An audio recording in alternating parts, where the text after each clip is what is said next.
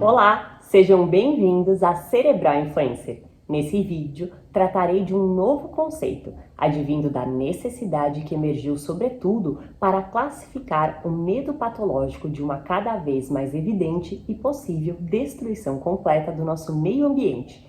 Trata-se do termo que ficou popularmente cunhado como ecoansiedade, uma espécie de preocupação excessiva com os impactos provocados pelas mudanças climáticas, que, em última instância, torna-se um fator gerador de estresse para a grande maioria das pessoas. Fato é que, com o derretimento acelerado das calotas polares, além do sentimento de impotência frente à extinção de incontáveis espécies do planeta, praticamente todo um ecossistema que levou mais de 4 bilhões de anos para ser formado está sendo modificado em ritmo acelerado e, consequentemente, devastado de forma gradual, ano após ano. Neste contexto, qualquer ser dotado de um mínimo de racionalidade é capaz de prever os possíveis desdobramentos para essa triste situação planetária, com conflitos generalizados e uma provável falta de recursos. Esta conscientização, de certa forma, comove e sensibiliza cada um de nós das mais variadas maneiras. Contudo, o desenvolvimento da chamada ecoansiedade pode ser despertado e manifestado tanto através de um grande incômodo psicológico, quanto pela real necessidade de abandonar, por exemplo, a sua própria terra natal, em função dos desastres ambientais. Realmente, os dados divulgados são alarmantes e impressionam. Mais de 20 milhões de indivíduos anualmente têm as suas vidas impactadas por desastres naturais, como queimadas, tornados e até mesmo inundações, segundo informações oficiais da União Europeia. Além da perda irreversível de boa parte da biodiversidade, ainda em circunstâncias como estas, habitantes de determinadas regiões são forçados a se deslocarem para outras áreas, passando a viver como o que podemos chamar de refugiados climáticos.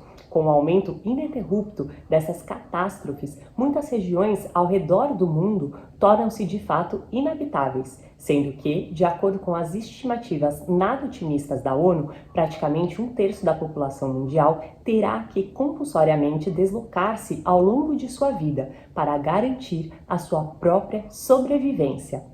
Indivíduos dotados de um certo grau de percepção da realidade e com um pouco de sensibilidade de que tudo está interconectado, ficam extremamente aflitos e perplexos diante dos constantes noticiários, acompanhando passivamente vidas inocentes de animais e plantas sendo interrompidas por incêndios florestais, derramamentos de óleos nas costas ou, inclusive, tragédias em barragens.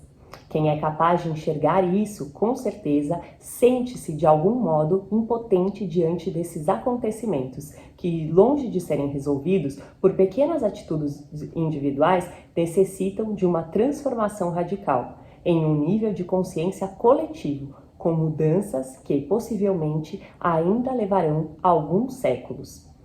Esta necessária conscientização, contudo, promove sofrimento e uma enorme desestabilização emocional, seguida pelo sentimento de frustração, do enfrentamento da própria limitação, enquanto indivíduo, de poder transformar e reverter os danos, meramente com iniciativas próprias, que fazem sim alguma diferença, porém são ineficientes para um impacto mais significativo. Exemplificando essa perspectiva, recentemente um psicólogo da Universidade de Oxford identificou através de suas pesquisas os reais efeitos dessa destruição ambiental na psique de um grupo de jovens estudantes, descobrindo que, como havia imaginado, a maior parte destes apresentavam sinais claros e típicos provocados pela ecoansiedade, desenvolvendo, por esse motivo, emoções negativas expressadas pelo ressentimento em relação às gerações passadas, que poderiam ter evitado toda essa destruição